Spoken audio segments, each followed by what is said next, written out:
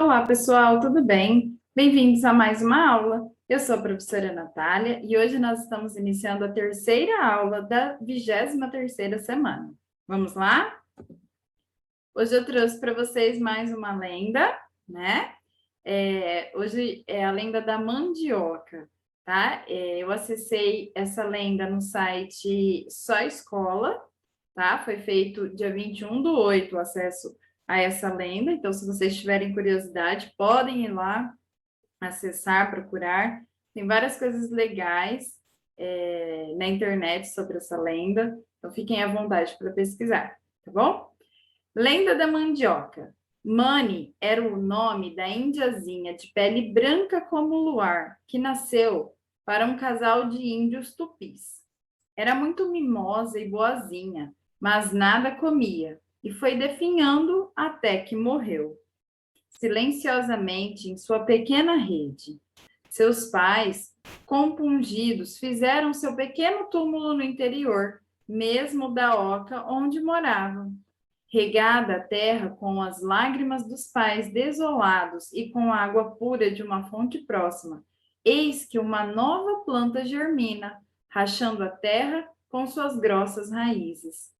Examinando-as, os índios logo perceberam que por baixo de uma delgada casca, essas raízes eram brancas como a pele da menininha desaparecida e forneciam um alimento farto e saudável, que tornava os curumins que as comiam mais fortes e belos que os das outras tribos.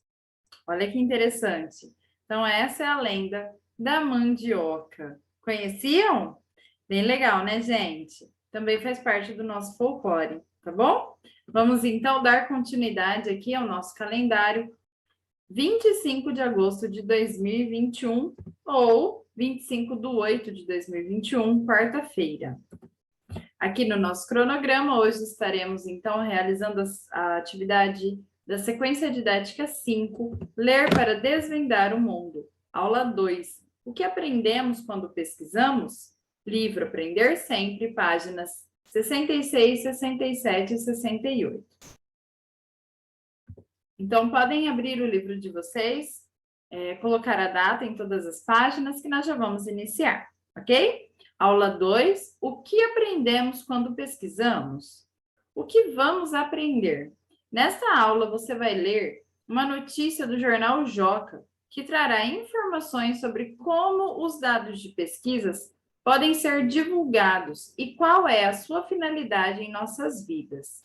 Então, hoje nós vamos novamente ver uma reportagem do jornal Joca, né, que nós já conhecemos, e nós vamos entender o que são os dados de pesquisa, para o que eles servem, né? Qual a finalidade deles nas nossas vidas. Mas antes de nós iniciarmos, nós vamos pensar um pouquinho, por que nós pesquisamos? Qual é a finalidade de uma pesquisa? Para que a gente faz uma pesquisa? O que vocês pensam aí? Olha, eu pensei aqui que a gente pesquisa para saber mais sobre algo. Então, às vezes eu estou curioso, eu ouvi alguma coisa sobre uma palavra diferente, aí eu vou pesquisar sobre aquilo, o que é aquilo, como funciona, para o que serve, né? Eu faço pesquisa. Eu também pesquiso para buscar informações sobre alguma coisa, tá? Então, para isso, eu também posso fazer uma pesquisa para descobrir algo novo, né? A pesquisa também serve para colher dados sobre um determinado assunto. Então, por exemplo, quantas pessoas moram em determinada região, quantas pessoas andam de transporte coletivo. Eu posso fazer uma pesquisa para colher dados, né? E, por último, eu coloquei aqui para ampliar o conhecimento. Então, para aprofundar algo que eu já sei, né? Então, eu sei, às vezes, o básico, e aí eu pesquiso e aprendo muito mais coisas sobre aquele assunto, aprofundo aquele conhecimento, né? Amplio aquele conhecimento. Então, para isso que nós pesquisamos. Vamos entender melhor? Essa também é uma aula de leitura, então eu peço para que vocês estejam no lugar mais calmo, mais tranquilo, para que vocês possam acompanhar essa leitura comigo, tá? Nós vamos ler a notícia, olha lá, vamos ler a notícia e conhecer como a pesquisa nacional pode ajudar a compreender o que acontece em nosso país. Então, eu quero falar para vocês que esse texto é um texto grande, né? E quando a gente tem um texto muito grande, é interessante que a gente marque algumas partes que a gente acha importante desse texto, para que a gente não esqueça as informações, para que quando a gente chegue na parte de responder algumas questões ou de fazer alguma interpretação, a gente saiba exatamente a parte principal para olhar novamente, para tirar alguma dúvida, tá? Então, é interessante que a gente marque algumas partes desse texto, tá? Nós vamos fazer isso junto. Então, eu vou pedir para vocês pegarem um lápis de cor ou um lápis de escrever, tá? Tenham isso em mãos, porque nós vamos estar marcando algumas partes para entender melhor o texto e para deixar já começar esse costume de quando a gente for ler algo muito grande, a gente ter sempre esse costume de marcar as partes essenciais do texto. É marcar o texto todo? Não, não é marcar o texto todo. É apenas fazer a marcação daquilo que é importante, que é essencial no texto. Se a gente tirar aquela parte do texto, o texto vai ficar sem pé nem cabeça.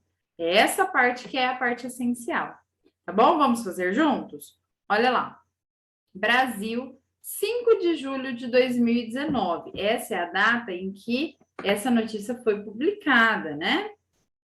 Então, aqui, Brasil, 5 de julho de 2019. Você sabe como funciona o IBGE? Vamos descobrir como que funciona o IBGE? O IBGE é um órgão que coleta dados e informações importantes para a população há 85 anos. Então, ele faz essa pesquisa há 85 anos, coletando dados e informações que são importantes para a população. Então, vamos entender como que funciona. Olha, em 6 de julho, comemora-se o aniversário de 85 anos da criação do Instituto Brasileiro de Geografia e Estatística, o IBGE. Isso em 6 de julho de 2019, que completaram os 85 anos. Então, 6 de julho de 2020 foram 86, 6 de julho de 2021, 87. Hoje, o órgão, né, tem 87 anos, tá?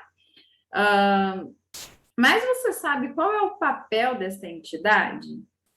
O IBGE é responsável por levantar informações sobre o Brasil e sua população, como o número de habitantes de cada município, quantas pessoas possuem trabalho e quantas estão desempregadas, qual é o salário médio dos brasileiros em determinadas regiões e quais doenças são as mais comuns em cada lugar.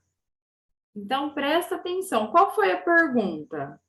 Você sabe como funciona o IBGE? Nós já tivemos uma resposta, não tivemos? Vamos grifar? Então, olha, o IBGE é responsável por levantar informações sobre o Brasil e sua população, como o número de habitantes em cada município, quantas pessoas possuem trabalho e quantas estão desempregadas. Então, ele levanta informações sobre a população brasileira, sobre o Brasil em si, né? E essas informações, elas são levadas ao governo, para que sejam criadas políticas públicas para ajudar essas pessoas, sejam criados campos de trabalho para essas pessoas que estão desempregadas poderem trabalhar, tá? Então, essas pesquisas, elas mostram uma realidade que às vezes está um pouquinho escondida, para isso que elas servem, tá? Assim, é possível entender quais são as características do povo brasileiro e suas necessidades, ok? Então, aqui, ó, eu estou aqui no próximo parágrafo, ó. A partir destes dados, o governo pode se planejar para melhorar as condições de vida da população. Por exemplo, em municípios onde existem muitas pessoas sem trabalho, o governo pode atuar para gerar empregos. E em regiões onde determinada doença é bastante comum, pode tomar medidas para controlá-la. Viu? Foi o que a gente acabou de conversar. Essa também é uma parte importante que a gente deve grifar, né? Que a partir desses dados que nós lemos que essa entidade recolhe, né? O governo, então, recebe esses dados e aí ali começa a se planejar para ver como que ele vai sanar esses problemas e ajudar essas pessoas, ok? Então, continuando aqui. Como funciona a coleta de dados? E aí, você imagina como funciona essa coleta de dados? Vamos descobrir? Olha, primeiro, os profissionais do Instituto mapeiam as regiões para saber quantas pessoas e habitações existem em cada lugar. Então, primeiro de tudo, é feito um mapeamento desse local, né? Para saber qual a população, qual é o número de casas, né? Explica o analista socioeconômico do IBGE, Jefferson Mariano, em entrevista ao Joca. Assim, quando vão entrevistar os moradores para obter as informações, eles já têm noção do local em que irão trabalhar. Olha que interessante. Então, quando eles vão entrevistar os moradores, eles já têm uma noção do local onde eles irão trabalhar. Eles já olhando, eles já conseguem entender mais ou menos como que é a dinâmica daquele lugar. Depois disso, os profissionais vão de porta em porta para coletar os dados que serão usados para garantir que todos os lugares façam parte do censo. No caso dos prédios, o funcionário precisa conversar antes com o síndico e agendar um dia para aplicar o questionamento do IBGE, de forma que todos os moradores possam participar. As entrevistas são feitas por meio de um questionário eletrônico, que fica em um equipamento parecido com um celular. As pessoas respondem aos questionários enquanto o pesquisador anota os dados, explica Jefferson. Em seguida, as informações coletadas vão para o nosso computador, para os nossos computadores, e eles somam as porcentagens, dando origem ao que chamamos de material bruto. Esse material bruto é o conjunto de todos os dados que foram colhidos naquela pesquisa, e a partir deles, uma equipe de análise produz textos, mapas e gráficos para transformá-los em informações para a população e o governo. Olha que interessante! Então, nós temos aqui várias coisas para grifar, vocês não acham? Então, a pergunta é, como funciona a coleta de dados? Primeira parte, nós já temos aqui na resposta, olha. Primeiro, os profissionais mapeiam a região para saber quantas pessoas existem, quantas habitações, né? É feito esse mapeamento. Depois disso, os profissionais vão batendo de porta em porta para coletar os dados que vão ser usados na pesquisa, né? E garantir que todos os lugares façam parte do censo. Então, eles vão de porta em porta para garantir que todo mundo vai participar. Certo? E nós também podemos marcar aqui que esse material bruto é o conjunto de todos os dados que foram colhidos naquela pesquisa. E a partir deles, a equipe de análise produz textos, mapas, gráficos, para transformá-los em informações para a população e o governo.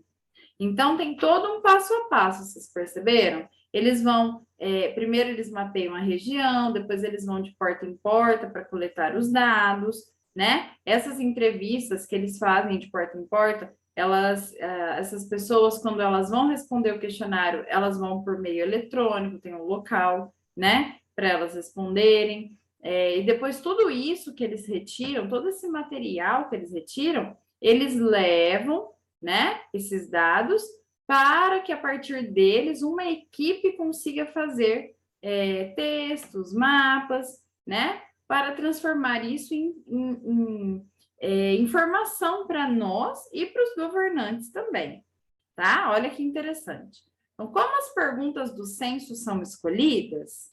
De acordo com Jefferson, existe um histórico de perguntas que já foram feitas e, geralmente, elas se repetem nos questionários para que seja possível comparar os dados ao longo do tempo. Olha que interessante. Continuando, olha.